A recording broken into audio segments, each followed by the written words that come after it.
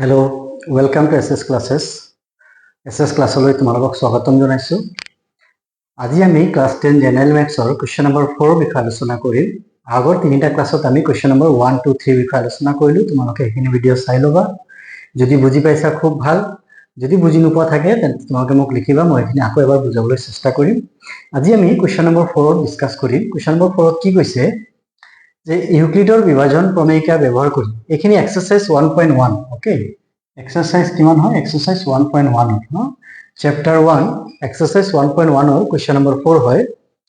Question number 4 কৈছে যে ইউক্লিডৰ বিভাজন প্ৰমেয়িকা ব্যৱহাৰ কৰি দেখুৱা যে যিকোনো যোগাত্মক অখণ্ড সংখ্যাৰ বৰ্গই হয় 3m নাইবা 3m + 1 আৰ্হিৰ য'ত m এটা কোনোবা অখণ্ড সংখ্যা। আশা কৰিছো তোমালোকে চাগে বৰ্ডৰ পৰা দেখিব পাৰিছা কি লিখা আছে, নহলে কোৱেশ্চন নম্বৰ 4 চাই লবা। কোৱেশ্চন নম্বৰ 4 কিতাপৰ পৰা চাই ল'ব পৰা যদি এইখিনি তোমালোকে দেখি পোৱা নাই ভালকে। যদি ভালকে দেখি পোৱা নাই কোৱেশ্চন নম্বৰ 4 টো কিতাপৰ পৰা চাই ল'ব পাৰা। মই এবাৰ পঢ়ি শুনাই দিছো কি কৈছে। ইউক্লিডৰ বিভাজন প্ৰমেয়িকা ব্যৱহাৰ কৰি দেখুৱা যে যিকোনো যোগাত্মক অখণ্ড সংখ্যাৰ বৰ্গই হয় 3m নাইবা 3m + 1 আৰ্হিৰ য'ত m কোনোবা এটা কোনোবা অখণ্ড সংখ্যা। এটা আমাৰ কি কৈছে যে ইউক্লিডৰ বিভাজন প্ৰমেয়িকা ব্যৱহাৰ কৰিব কৈছে। ইউক্লিডৰ বিভাজন প্ৰমেয়িকা ব্যৱহাৰ কৰি কি দেখাব লাগে যে যিকোনো যোগাত্মক অখণ্ড সংখ্যা যোগাত্মক অখণ্ড সংখ্যানো কোনবোৰ হয়? যোগাত্মক অখণ্ড সংখ্যাবোৰ হৈছে 1 2 3 4 5 এইদৰে গৈ থাকিব। কাৰণ আমি জানো অখণ্ড সংখ্যাবিলাকত কি হয় ধনাত্মক ঋণাত্মক পজিটিভ নেগেটিভ গোটেইবোৰ নাম্বাৰে থাকে। বাওঁফালে ক্ৰমান্বয়ে নেগেটিভ নাম্বাৰবোৰ থাকে হয়নে, বাওঁফালে ক্ৰমান্বয়ে নেগেটিভ নাম্বাৰবোৰ থাকে আৰু সোঁফালে ক্ৰমান্বয়ে পজিটিভ নাম্বাৰবোৰ থাকে। এইখিনি আমি অলৰেডি সৰুৰ পৰাই পঢ়ি আহিছো বা জানো হয়নে নহয়। এইখিনি হৈছে নেগেটিভ, জিৰ'ক যিহেতু আমি নেগেটিভ বা পজিটিভ বুলি নধৰো, তো যদি অখণ্ড সংখ্যা বুলি কয় পজিটিভ অখণ্ড সংখ্যা বুলি ক'লে আমি 1 ৰ পৰাহে ক'ব পাৰো হয়নে। 1 2 3 4 5 6 এইবিলাক কি হয় যোগাত্মক অখণ্ড সংখ্যা। এতিয়া আমাৰ প্ৰথমেতো গম পালো যে অখণ্ড সংখ্যাবোৰ কোনবোৰ, এইবোৰ হৈছে অখণ্ড সংখ্যা নহয় জানো, এইবোৰ হৈছে অখণ্ড সংখ্যা। এতিয়া ইয়াত কৈছে কি যে এই অখণ্ড সংখ্যাবিলাকক আমি কি কৰিব পাৰো বুলি কৈছে, যদি অখণ্ড সংখ্যাবিলাকক যদি আমি বৰ্গ কৰো, এই অখণ্ড সংখ্যাবিলাকক যদি বৰ্গ কৰো অৰ্থাৎ এই সংখ্যাবিলাক যদি আমি বৰ্গ কৰো তেন্তে আমি কি পাম 1 ৰ বৰ্গ কৰিলে এইখিনি হৈছে অখণ্ড সংখ্যা আৰু ইয়াৰ হৈছে এইখিনি হৈছে বৰ্গ। অখণ্ড সংখ্যাখিনি কি হয় এইটো বৰ্গ। যদি আমি বৰ্গ কৰো 1 ৰ বৰ্গ 1 পাম, 2 বৰ্গ কি পাম 4 পাম, 3 বৰ্গ কিমান পাম 9 পাম, 4 ৰ বৰ্গ 16 পাম, 5 ৰ বৰ্গ 25 পাম, 36 পাম, এইদৰে গৈ থাকিব হয়নে।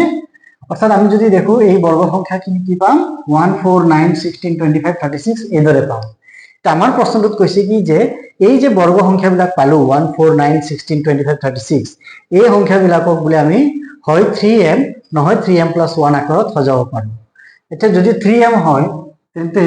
m ৰ মান কি হ'ব পাৰে, m ৰ মান 0 হ'ব পাৰে। m ৰ মান যদি 0 হৈ যায় তেন্তে 3m ত কি আহিব 3 * 0 হ'ব হয়নে, 3 * 0 তেতিয়া 3 * 0 মানে কি হ'ব 0 হ'ব। কিন্তু আমাৰতো ক'ৰ পৰা ষ্টাৰ্ট হৈছে 1 ৰ পৰা ষ্টাৰ্ট হৈছে, তাৰমানে 3m ৰ পৰা নাপাম 3m আৰু এটা আছে কি প্লাস। আমরা কৈছে যে হয় এইটো হ'ব নহলে এইটো হ'ব, এই দুটাৰ পৰা যিকোনো এটা আকাৰত আমি প্ৰকাশ কৰিব পাৰিম। m = 0 হলে আমি 3m আকাৰত নাপাও, 3m মানে 3 * 0 + 1 = কিমান পাম 1, অৰ্থাৎ প্ৰথম সংখ্যাটো আমি কিমান পাম 3m + 1 আকাৰত পালো। দেন 4 পালো, 4 টো আমি কি কৰিব পাৰো 3 * 1 + 1 অৰ্থাৎ m ৰ মানটো ইয়াত কি আহিলে, ইয়াত m ৰ মান 1 আহিলে। যদি m ৰ মান 1 বহাই দিও তেন্তে আমি ইয়াত কি পালো 4 পালো। 9 আছে, 9 টো কি হ'ব পাৰে 3 * 3 m ৰ মান যেতিয়া আমি 2 বহাম কি পাম, m ৰ মান 2 বহালে 3 * 2 + 1 7, 7 টো বৰ্গ নহয় হয় নাই। ইয়াত আমাক কৈছে কি যে বৰ্গ সংখ্যাবিলাক, ইয়াত বৰ্গ সংখ্যাবিলাক বুলি ক'লে 1 4 9 ৰ কথাই চিন্তা কৰিম, আমি 7 ৰ কথা চিন্তা নকৰো। আমি 1 ক বুজাবৰ কাৰণে আমি কি কৰিলো 3m + 1 কৰিলো, 4 ক বুজাবৰ কাৰণে আমি 3m + 1 ললো, 9 ক বুজাবৰ কাৰণে আমি কি কৰিব পাৰিম 3m আকাৰত বুজাব পাৰিম। ক'ত m ৰ মান 3 বহালে হৈ গ'ল 3 * 3। 16 ৰ কাৰণে কি কৰিব পাৰিম 3m + 1 3 * 5 + 1 মানে m ৰ মান ইয়াত 5 আহিলে 3 * 5 + 1 16 পাম। 25 পাবৰ কাৰণে কি কৰিব পাৰিম 3 * 8 + 1 25 পাম নে আমি পাম। 36 মানে কিমান হ'ব 3 * 12 হ'ব, তাৰমানে 3m আকাৰত আহিছে। অৰ্থাৎ এই বৰ্গ সংখ্যাবিলাকক হয় 3m নহলে 3m + 1 এই আকাৰত আমি সজাব পাৰিম মানে দেখিব পাৰিম বুলি কৈছে। কুৱেশ্যনটো হ'ল এইটো, কুৱেশ্যনটো বুজি পাইছানে। কুৱেশ্যনটোত কৈছে যে আমি যিকোনো যোগাত্মক অখণ্ড সংখ্যাৰ যদি বৰ্গ কৰোঁ তেন্তে সেই যি বৰ্গ সংখ্যা পাম অখণ্ড সংখ্যাবিলাক ধনাত্মক অখণ্ড সংখ্যাবিলাক হৈছে 1 2 3 4 5 এটা প্ৰশ্নত কৈছে যে এই সংখ্যাবিলাকৰ যদি আমি বৰ্গ কৰি কি পাম আমি 1 4 9 16 25 এইদৰে পাম এই সংখ্যাবিলাকক কি কৰিব পাৰো 3m নহলে 3m + 1 এই আকাৰত আমি কি কৰিব পাৰো প্ৰকাশ কৰিব পাৰো বুলি দেখাব লাগে কাৰ দ্বাৰা ইউক্লিডৰ বিভাজন প্ৰমেয়িকা ব্যৱহাৰ কৰি ওকে এটা আমি কোৱেশ্চন নম্বৰ 1 2 3 4 অলৰেডি বিভাজন প্ৰমেয়িকা আমি অলৰেডি ব্যৱহাৰ কৰি আহিছো নহয় নে বিভাজন প্ৰমেয়িকাৰ বিষয়ে আমি কথা পাতি আহিছো যদিও আমি থুলমূলকে কওঁ যে ইউক্লিডৰ বিভাজন প্ৰমেয়িকানো কি আছে ইউক্লিডৰ বিভাজন প্ৰমেয়িকাই কি কয় Euclid's division lemma okay Euclid's division lemma ইংৰাজীত কোৱা হয় Euclid's division lemma Euclid's division লেমাৰ মতে কি কয় যে যদি দুটা সংখ্যা যদি দুটা ধনাত্মক অখণ্ড সংখ্যা যদি দুটা ধনাত্মক অখণ্ড সংখ্যা a আৰু b থাকে তেন্তে এই দুটা সংখ্যাৰ মাজত আমি আৰু দুটা ধনাত্মক অখণ্ড সংখ্যা q আৰু r পাব পাৰো আৰু q আৰু r কেনেকুৱা হয় অদ্বিতীয় মানে এই দুটাৰ মাজত যদি q আৰু r আছে তেন্তে q আৰু r বাহিৰে আৰু বেলেগ কোনো এনেকুৱা সংখ্যা পাব নোৱাৰো যাৰ দ্বাৰা আমি এই দুটা সংখ্যাক এইদৰে লিখিব পাৰো a = b * q + r য'ত r ৰ মানটো কি হয় b তকৈ সৰু হয় আৰু শূন্যতকৈ ডাঙৰ বা সমান হয় এইখিনি আমি পাই আহিছো যে যদি দুটা সংখ্যা a আৰু b থাকে তেন্তে a আৰু b ৰ মাজত আমি দুটা অদ্বিতীয় সংখ্যা q আৰু r পাম দুটা বেলেগ সংখ্যা পাম মানে ধনাত্মক অখণ্ড সংখ্যা আৰু দুটা বেলেগ এনেকুৱা ধনাত্মক অখণ্ড সংখ্যা পাম যাতে সেই অখণ্ড সংখ্যা দুটাৰ সহায়ত আমি এই সংখ্যা দুটাক আমি কি লিখিব পাৰো এই সংখ্যাটোক লিখিব পাৰো এ আসলতে ইয়াত এটো ধৰা হল b তকৈ ডাঙৰ ওকে যে a = কি কৰিব পাৰো b * q + r হ'ব পাৰে a = b * q + r হ'ব পাৰে য'ত r ৰ ভ্যালুটো কিন্তু কি হ'ব বুলি কৈছে এই b তকৈ সদায় সৰু হ'ব আৰু 0 তকৈ ডাঙৰ বা সমান হ'ব পাৰে অৰ্থাৎ r ৰ মান 0 হ'ব পাৰে বা 0 তকৈ ডাঙৰ হ'ব পাৰে কিন্তু কাতকৈ সৰু হ'ব লাগিব b তকৈ সৰু হ'ব লাগিব অৰ্থাৎ b ৰ মানৰ ওপৰত r ৰ মান নিৰ্ভৰ কৰি থাকিব ওকে তো কি পাইছো যে দুটা অখণ্ড সংখ্যাৰ মাজত দুটা ধনাত্মক অখণ্ড সংখ্যাৰ মাজত আমি কি পাম সদায় দুটা অদ্বিতীয় আৰু নতুন ধনাত্মক অখণ্ড সংখ্যা পাম q আৰু r যাতে a = b * q + r এই ফৰ্মুলাটো মানি চলিব মানে যাক আমি এইদৰে লিখিব পাৰিম আৰু এই q আৰু r মান কি হয় অদ্বিতীয় হয় সেকেন্ড আৰু এনেকুৱা নাম্বাৰ নাথাকে আৰু r ৰ কন্ডিশনটো কি আছিল যে r ৰ মানটো b তকৈ সৰু হ'ব লাগিব আৰু 0 তকৈ ডাঙৰ বা সমান হ'ব লাগিব ওকে এতিয়া আমাৰ ইয়াত ইউক্লিডৰ যেহেতু ইউক্লিডৰ ডিভিজন লেমা বা ইউক্লিডৰ বিভাজন প্ৰমেয়িকা ব্যৱহাৰ কৰিব কৈছে তাৰমানে আমি ইয়াত দুটা সংখ্যা ধৰি ল'ব লাগিব হয়নে এতিয়া যেহেতু আমি এটা সংখ্যা a বুলি ধৰি ল'ব পাৰো আৰু সেকেন্ড সংখ্যাটো b তো যেহেতু b ৰ ওপৰত কি নিৰ্ভৰ কৰে r নিৰ্ভৰ কৰে গতিকে r যদি b ৰ ওপৰত নিৰ্ভৰ কৰে তেন্তে আমি r ৰ মানটো কি ধৰি ল'ম এটা এনেকুৱা মান ধৰিম যাতে আমাৰ ইয়াত কি কৈছে 3m আহিল বুলি কৈছে নহয় নে 3m বুলি কৈছে আমি b ৰ মানটো 3 ধৰি ল'ব পাৰো মেক্সিমাম আমি b ৰ মানটো কি লিখিম 3 লিখি ল'ম আমি লিখিম কি ইয়াতে ধৰা হল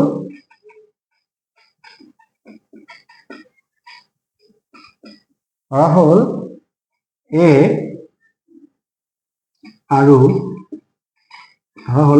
আৰু b = b মান 3 ধৰি লৈছো আমি অলৰেডি ধৰিয়ে লৈছো b = 3 এৰ মান কিমান নাজানো কিন্তু b = 3 ধৰি লৈছো দুটা যিকোনো দুটা ধনাত্মক অখণ্ড সংখ্যা ওকে আমি প্ৰথমে এইমাত্ৰ কি পাইছিলো যে অখণ্ড সংখ্যাবোৰ আমি পাইছিলো 1 2 3 এইদৰে পাইছিলো তাৰ বৰ্গ কৰিছিলো 1 স্কয়াৰ 2 স্কয়াৰ 3 স্কয়াৰ যাৰ ফলত আমি পাইছিলো 1 4 9 16 এইদৰে পাইছিলো হয়নে তো আমি প্ৰথমে ধৰি লৈছো a আৰু b দুটা সংখ্যা আছে সেই সংখ্যাবিলাকৰ ভিতৰত b ৰ মান 3 ধৰি লৈছো b ৰ মান কিয় ধৰিছো কাৰণ r ৰ মানটো b ৰ ওপৰতে নিৰ্ভৰ কৰে ওকে এই দুটা সংখ্যা হৈছে q আর দুটা ধনাত্মক অখণ্ড সংখ্যা তেন্তে সংখ্যা গতিকে ইয়াত আমি লিখি দিওঁ যেহেতু a আৰু b দুটা ধনাত্মক অখণ্ড সংখ্যা গতিকে a আৰু b ওপৰত ইউক্লিডৰ বিভাজন প্ৰমেয়িকা প্ৰয়োগ কৰি পাওঁ কি পাওঁ a is equal to b into q plus r য'ত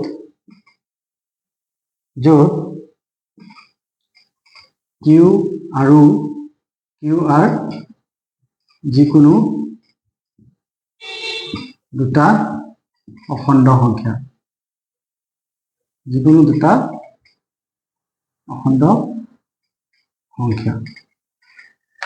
a is equal to b into q plus r য'ত q আৰু r নতুনকৈ আহিলে ইয়াত আমি q আৰু বিষয়ে ইয়াত কতো উল্লেখ কৰা নাই গতিকে q আৰু r বিষয়ে আমি ইয়াত কৈ দিওঁ যে q আৰু r নো কি হয় q আৰু r আৰু যিকোনো দুটা অখণ্ড সংখ্যা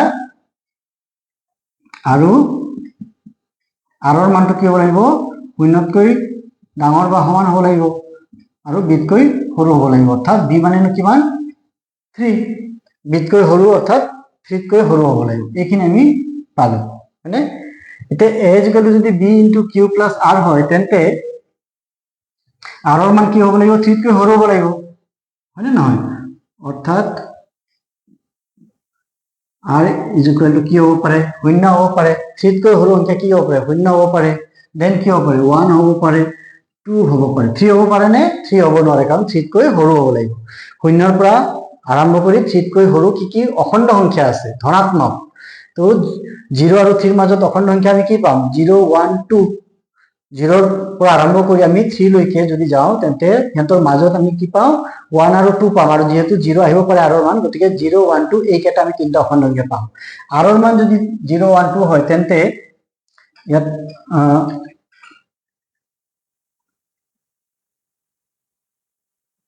r ৰ মান এইখিনি সমীকৰণত আমি বহাই দিওঁ r ৰ মান যদি আমি এইখিনি সমীকৰণত বহাই দিওঁ গতিকে r is equal to 0 1 2 ঠিক আছে r is equal to 0 1 2 এটা আমি সমীকরণ 1 বুলি লিখিব পাৰো ওকে এখানে আমি সমীকৰণ 1 বুলি লিখিব পাৰো 1 2 এক নং সমীকৰণ 1 2 এক নং সমীকৰণত বহুৱাই পাওঁ কি পাওঁ a is equal to b into q plus 0 is equal to b cube সমীকরণ 2 then a is equal to b into q plus 1 okay এই ধৰণে আমি সমীকৰণ পাওঁ 3 আৰু a is equal to কি হ'ব পাৰে b into q b cube plus 1 আৰু plus 2 is equal to b cube plus 2 সমীকৰণ 3 সমীকৰণ 4 এইখিনি আমি পালো আশা কৰিছো এইখিনি বুজি পাইছা এইখিনিলৈকে তো একো ডাউট নাই আমাৰ পাইছিলো কি যে a আৰু b দুটা অখণ্ড সংখ্যা হয় আৰু b ৰ মানটো আমি 3 ধৰি লৈছো যে a আৰু b ৰ মান যদি আমি এই সমীকৰণত বহাও যে a is equal to কি হ'ব b into q plus r কাৰ পৰা পাইছো এইটো ইউক্লিডৰ বিভাজন প্ৰমেয়িকা ইউক্লিডৰ বিভাজন প্ৰমেয়িকাই কি কয় যে দুটা সংখ্যাৰ মাজত সদায় অন্য দুটা অদ্বিতীয় সংখ্যা q আৰু r পোৱা যায় য'ত a is equal to b into q plus r ফৰ্মুলাত আমি বহাব পাৰো আৰু r ৰ মানটো কি হয় b তকৈ সৰু হয় আৰু 0 তকৈ ডাঙৰ বা সমান হয় অৰ্থাৎ b ৰ মান যদি আমি 3 বুলি ধৰি লওঁ তেন্তে b ৰ মান 3 হোৱাৰ লগে লগে r ৰ মানখিনি কি আহিব 0 1 আৰু 2 আহিব কিন্তু এই r ৰ মানবিলাক যদি আমি এই সমীকৰণত বহাই দিওঁ তেন্তে আমি কি পাম a is equal to bq plus 0 okay এইটো পাম য'ত r is equal to 0 হয় ইয়াতে য'ত r is equal to 1 হয় ইয়াতে য'ত r is equal to কি হয় 2 হয় ইয়াতে 1 হয় ইয়াতে 2 হয় মানে এইখিনি আমি পালো এতিয়া আমি এইখিনি কি পালো এইখিনি আমি একচুয়ালি পালো 1 2 3 সংখ্যাবিলাকক 1 2 3 4 5 এই সংখ্যাবিলাকক বুজাবৰ কাৰণে আমি কি পালো এই আৰ্হিবিলাক পালো যে bq আৰ্হিত হ'ব পাৰে বা bq plus 1 আৰ্হিত হ'ব পাৰে বা bq plus 2 আৰ্হিত হ'ব পাৰে এই তিনটা আৰ্হি দি আমি কি কৰিব পাৰো এই গোটেইখিনি সংখ্যাকে বুজাব পাৰো যেনে তোমালোকে চাব পাৰা 1 ক বুজাবৰ কাৰণে আমি কি কৰিব পাৰো q ৰ মানটো আমি 0 বহাই দিলো q ৰ মানটো যদি 0 বহাই দিও তেন্তে আমি সেকেন্ড কন্ডিশনৰ পৰা আমি কি পাম bq মানে 0 হৈ গ'ল দেন 1 পালো এই 1 টো বুজাবৰ কাৰণে আমি bq plus 1 পালো য'ত q ৰ মানটো কি আহিলে 0 আহিলে হয়নে নহয় দেন q ৰ মানটো যদি 1 বহাই দিও সৰি r ৰ মানটো আৰৰ মানটো আমি যদি এইখিনি বহাই এইখিনি পালো, দেন আমি 1 বুজাবৰ কাৰণে আমি ইয়াত কি কৰিব পাৰো, কিউৰ মানটো 0 টাইপ হ'ব পাৰিবা, কিউৰ মানটো আমি 0 বহাই 1 পালো। ইয়াত বিৰ মান কি হ'ব পাৰে আমি নাজানো। ইয়াত একচুৱেলি কৈছে কি যে এইখিনি সংখ্যা আকাৰত আমি যিকোনো গোটেইখিনি সংখ্যাক বুজাব পাৰো। এতিয়া আমি ধৰা 1 লৈছো, তেন্তে 1ক আমি কি কৰিব পাৰো, 1 is equal to 3 into 0 plus 1। বিৰ মানটো 3 আছে, বিৰ মানটো কি আছে 3 আছে, এৰ মানটো কিমান হয় 1, এৰ মানটো কিমান হয় 1। ইয়াত এ মানে কিমান বুজাইছে 1 বুজাইছে। যদি 1 হয় তেন্তে 1ক আমি এই কোনটো ফৰ্মুলাত বুজাব পাৰিম, কোনটো আকাৰত বুজাব পাৰিম। তো বি, ইয়াত বি মানে 3 আমি ধৰি লৈছো, 3 into 0 plus 1, B Q plus 1 ফর্মুলাত আহিলে। এর মানটো যদি 2 হয় তেন্তে এ ইজ ইকুয়াল টু 2 হলে 2ক আমি কি লিখিব পাৰো, 3 ইনটু ডেশ প্লাস ইয়াত কি লিখিব পাৰো 0 প্লাস 2 লিখিব পাৰো, হয়নে। 3 ইনটু 2 লিখিলো, ইয়াত কিউৰ মান কি লিখিলো 0, হয়নে নহয়। B Q is equal to কিমান হ'ব 0। তো 3 ইনটু 0 0 প্লাস 2 আমি 2 পালোগে, এর মানটো 2 পাই দিলো। যত এ ইকুয়াল টু 2 হয় বি ইকুয়াল টু 3 হয়। এটো আবার লিখিব পাৰিছো না এই সংখ্যাটো 3 ইনটু 0 প্লাস 2, হয় না নহয়। দেন আমি যদি ইয়াত সে 7 লিখিলো, 7 টো কি লিখিব পাৰো 7 ইজ ইকুয়াল টু 3 ইনটু, ইয়াত কিন্তু 3 এ ইনটু হ'ব কাৰণ বিৰ মানটো ফিক্স কৰি ললো, 3 ইনটু সামথিং আহিব, কিমান হ'ব 3 ইনটু 2 প্লাস 1 আহিলে। এই যিকোনো সংখ্যা লো আছে 15 আহিলে, 15 কি লিখিব পাৰো 3 ইনটু 5, 3 ইনটু 5 মানে এইটো বি কিউ ফৰ্মত আহিলে, যত কিউৰ ভ্যালুটো আহিলে, তাৰমানে ইয়াত r মানে 0 পালো প্লাস 0। গতিকে যিকোনো এই আমাৰ অখণ্ড সংখ্যাবিলাকক যিকোনো এই তিনটা আকাৰৰ পৰা যিকোনো এটা আকাৰত আমি বুজাব পাৰো। এইখিনি আমি বুজিলো। এতিয়া কি কৰিব লাগে বুলি কয়, এইখিনি বৰ্গ কৰিব লাগে বুলি কৈছে। আমাৰ ইয়াত কৈছে নহয় অখণ্ড সংখ্যাৰ বৰ্গ বুলি কৈছে। এইখিনি হল অখণ্ড সংখ্যা, এই অখণ্ড আকৌ এতিয়া কি কৰিব লাগিব বৰ্গ কৰিব লাগিব। এতিয়া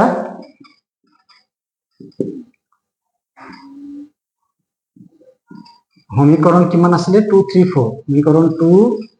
3 আৰু 4 বৰ্গ কৰি পাম। বৰ্গ কৰিলে আমি কি পাম, সমীকৰণ A square is equal to কি আহিব বি, আমি কি পাম ইয়াতে B square, B Q whole square is equal to কি পাম বি স্কোয়ার আৰু কিউ স্কোয়াৰ পালো। দেন এ স্কোয়াৰ কিমান পালো আমি 5 দি দিলো। দেন আৰু সমীকৰণ 2 পৰা আমি 2 পৰা কি পালো এ স্কোয়াৰ মান পালো। 3 পৰা আমি কি পাম, 3 পৰা a square is equal to কি পাম আমি q b Q plus 1 whole square কৰিলো। B Q plus 1 whole square মানে একচুয়ালি কি আহিব b Q whole square plus 2 into B Q into 1 plus 1 square, তার মানে b square Q square plus 2 b Q plus 1, এইখিনি আমি পালো। সমীকরণ 4 যদি আমি বর্গ কৰো, 4 পৰা আমি কি পাওঁ A square is equal to আমি কি পাম B Q plus 2 whole square is equal to B Q square plus 2 into B Q plus 2 into B Q into 2 plus 2 square is equal to B square Q square plus 4 B Q plus 2, 4 B Q plus 4 আহিলে, 2 square মানে 4 আহিলে। এইখিনি আমি ক'ৰ পৰা পালো, এইখিনি আসলতে এইটো ডাইৰেক্ট স্কোয়াৰ আহিলে, ডি স্কোয়াৰ তো দুইটাৰ কাৰণে আহিব বি স্কোয়ার কিউ স্কোয়ার। ইয়াত b Q plus 1 whole square মানে a plus b whole square ফর্মুলাত আহিলে। এই বি কিউ যদি আমি এ বুলি ধৰিলো a plus b whole square, a plus b whole square মানে এ স্কোয়ার প্লাস 2ab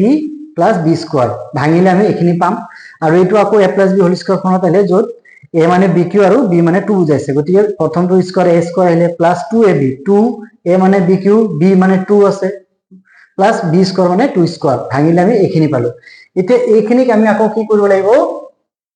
এনেকুৱা এটা আহিত লৈ যাব লাগিব, দেখিবলৈ যাতে কি হয় 3m, ওকে 3m নাইবা 3m প্লাস 1 ফৰ্মুলাত আহিব, মানে এইখিনিত আমি যদি মানবিলাক বহাই দিওঁ তেন্তে আমি কি দেখিবলৈ পাওঁ, আমি মানবোৰ যদি বহাই দিওঁ 20 ইজ ইকুয়াল টু 9 কিউ স্কোয়াৰ, 9 কিউ স্কোয়াৰ পামনে। 9 কিউ স্কোয়াৰ কেনেকৈ পালো, কাৰণ বিৰ মান কি আছিলে 3 আছিলে, বিৰ মান আমি অলৰেডি 3 বুলি ধৰি লৈছো। বি স্কোয়ার যদি আহে তাহলে 3 স্কোয়ার মানে 9 হল, 9 কিউ স্কোয়ার হল। হয় নে নহয় 9 কিউ স্কয়ার পালো এটু সমীকরণ আমি কি লিখিলো 5 লিখিলো দেন এখানে যদি আকো বি এর মান বহাই দিও বি এর মানটো বহাই দিলে আমি কি পাম বি স্কয়ার মানে 3 আহিলে 3 স্কয়ার মানে 9 হল বি এর মানটো 3 আমি অলরেডি ধরে লৈছো 9 Q square 9 Q square then plus 2 into 3 B মানে 3 ওকে ইয়াত বি ইজ ইকুয়াল টু 3 আমি ধরিয়ে লৈছো 9 কিউ স্কয়ার পালো then 2 into 3 6 Q plus 6 Q plus 1 পালো আকৌ ইয়াত কি পাইছো আমি বি স্কয়ার মানে 9 9 Q square plus 4 into b মানে 3 4 into 3 মানে 12 কিউ প্লাস 4 এটা এইখিনি আমি কি কৰিব লাগিব 3m নাইবা 3m প্লাস 1 ত সজাব লাগিব তে আমি চামছো পাৰো নেকি 9 কিউ স্কয়াৰ আছে 9 কিউ স্কয়াৰটো আমি কি লিখিব পাৰো আকৌ এবাৰ আমি যদি লিখো 9 কিউ স্কয়াৰটো আমি 3 into 3 কিউ স্কয়াৰ লিখিব পাৰিম নে 9 কিউ স্কয়ারটো আমি 9 ত যদি আমি 3 into 3 কিউ স্কয়ার লিখি হবনে হব 3 3 9 কিউ স্কয়ার পালো ওকে ইজ ইকুয়াল টু আমি 3 into m লিখিব পাৰো নে যত এটা আমি লিখি দিম যত সরি যত m ইজ ইকুয়াল ইয়াত m ইজ ইকুয়াল কি বুজাইছে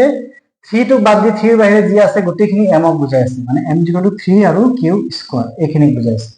3 স্কয়াৰ যদি আমি m বুলি ধৰি লও তেন্তে এইখিনিক আমি কি লিখিব পাৰো 3m লিখিব পাৰো ঠিক তেনেকৈ ইয়াতে 9 Q square plus 6 Q plus 1 আছে ইয়াত আমি 9 আছে আৰু ইয়াত 6 আছে এৰ মাজত কি 3 কমন এটা আছে নে 3 যদি কমন আনো তেন্তে আমি ইয়াত কি পাম 3 আমি কমন আনিলে ইয়াত কিমান পাম আমি 3 কিউ স্কয়ার পাম 3 কিউ স্কয়ার মানে 3 into 3 9 কিউ স্কয়ার পালো প্লাস 6 কিউ আছিল 6 ৰ পৰা আমি ইয়াত থাকিলে কি আহিব 2 কিউ থাকিব মানে 2 কিউ থাকিব গতি আমি যদি এখিনি লৈ ললো প্লাস ইয়াত কি থাকিলে 1 থাকিলে প্লাস কি থাকিলে 1 ইজ ইকুয়াল টু আমি ইয়াত কি লিখিব পাৰো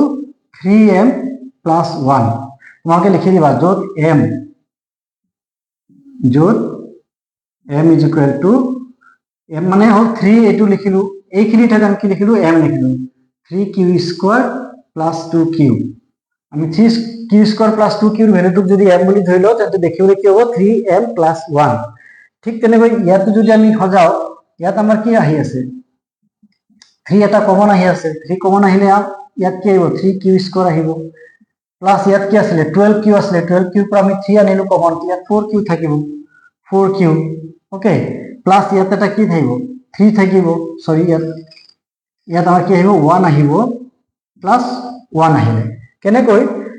এই 4 টো যেটো আছে এই 4 টোক আমি কি লিখিব পাৰো 4 টোক আমি লিখিব পাৰো 3 plus 1 9 কিউ স্কয়াৰ প্লাস 12 ত 3 এটা আছে আমি ইয়াত লিখিব পাৰো 12 কিউ প্লাস 3 প্লাস 1 এটা এইখিনি টাৰ্মত যদি আমি ধৰো এইখিনি টাৰ্মত আমি কি পাম 3 এটা কমন পাম প্ৰত্যেকটোতে 3 3 কমন আহিব তে 3 যদি আমি কমন লৈ লও 9 কিউ স্কয়ার পৰা 3 কমন লৈ ইয়াত 3 কিউ স্কয়াৰ থাকে তাৰ মানে এইকেটা পূৰণ কৰিলে আকৌ একেটাই পাম 3 into 3 9 পালো কিউ স্কয়ার আছে কিউ স্কয়ার পালো প্লাস প্লাস আছে দেন 3 into 4 3 4 যা 12 পালো আৰু কিউ আছে লগত কিউ পালো 3 into 1 3 পালো 3 plus 1 a plus 1 মানে আসলতে 4 এ হৈ গল হলে এইখিনি দেখিবলৈ যদি বেলেগ একেখিনিহে পাম ইজ ইকুয়াল টু আমি 3 into m plus 1 আকাৰত লিখিব পাৰিম নে যত আকৌ যত m মানে এটা কি বুজাইছে 3 Q square plus 4 Q plus 1 তা 3 Q square plus 4 Q plus 1 ক যদি আমি m বুলি ধৰি লও তেন্তে আমি ইয়াক কি লিখিব পাৰো 3m plus 1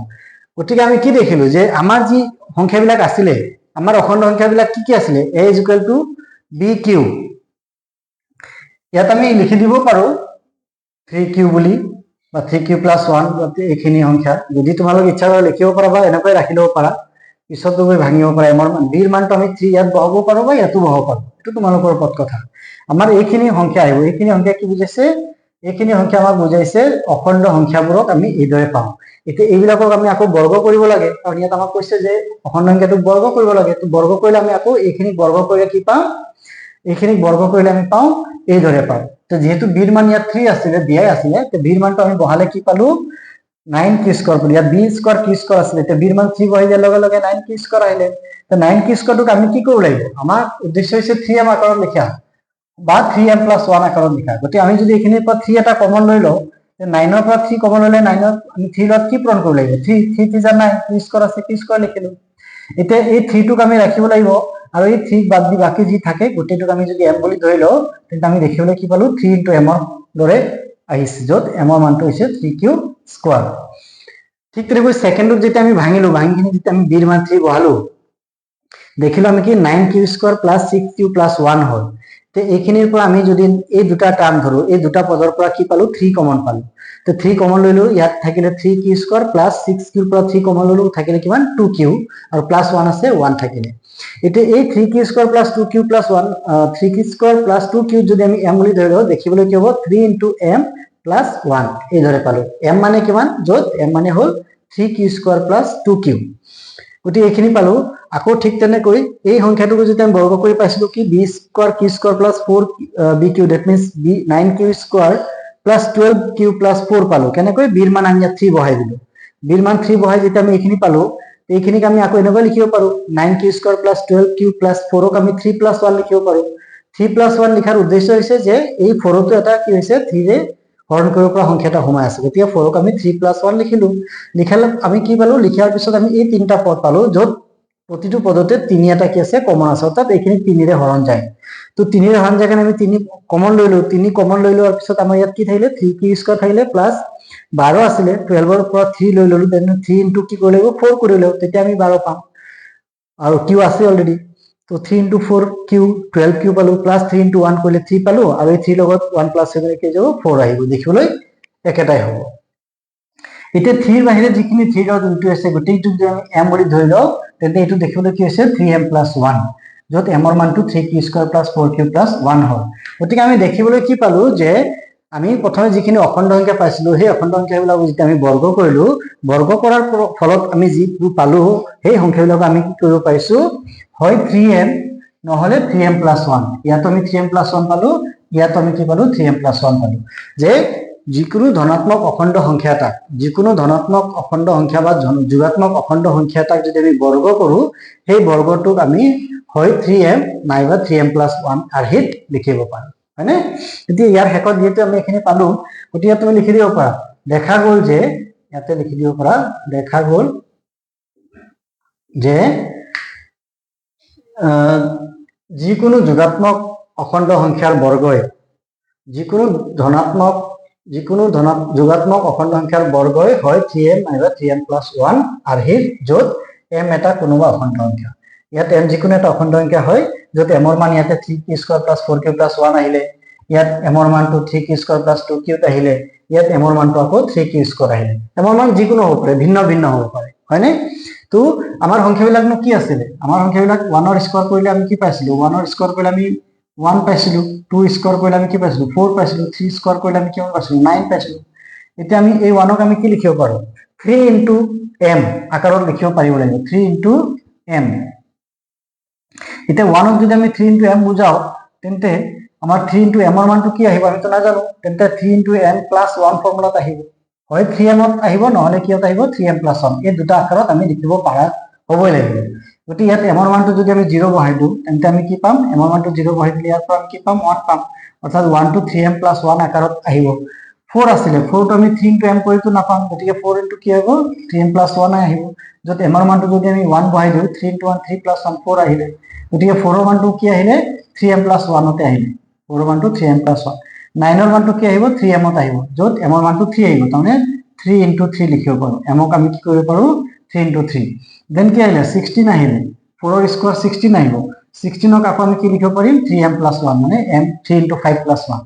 দেন কি আহিলে 25 আহিলে, 25 ক আমি কি লিখিব পাৰো 3 * 8 + 1, য'ত 8 মানে হৈছে m ৰ মান, হয়নে?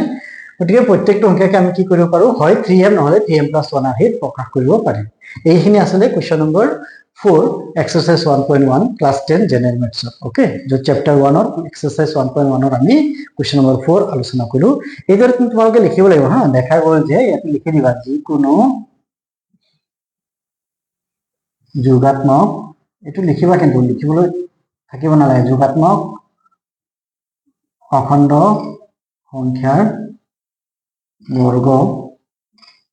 হয় 3m নাইবা নাইবা 3m প্লাস 1 আহিল হয় এইখিনি লিখি দিবা হয় য'ত m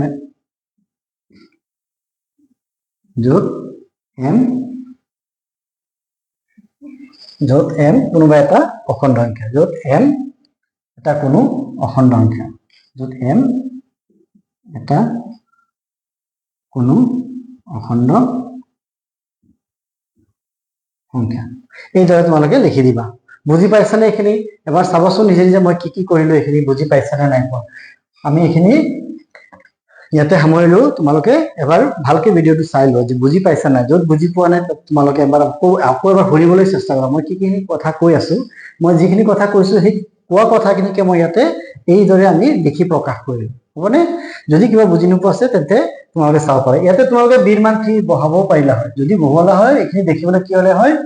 3q আহিলে হয় বা 3q + 1 আহিলে হয় বা 3q + 2 আহিলে হয় হয়নে নহয় 3q + 2 আহিলে হয় আকৌ এইখিনি হৰণ কৰিলো হয় তো এইখিনি হৰণ কৰিলে আমি আকৌ কি পালো হয় 3q স্কয়াৰ কৰিলো হয় সৰি 3q স্কয়াৰ কৰিলো হয় এইখিনি স্কয়াৰ কৰিলো আৰু এইখিনি স্কয়াৰ কৰিলো হয় এইখিনি স্কয়াৰ কৰিলে কি পালো হয় আমি 9q স্কয়াৰ পালো হয় য'ত নেকি এইটো আমি 9q স্কয়াৰ পালো অলৰেডি এইখিনি স্কয়াৰ কৰিলে কি পালো হয় 9q square 9q square + 6q + 1 পালো হয় এইখিনি পালো ইয়াত এইখিনি কৰিলে আমি এইদৰে পালো হয়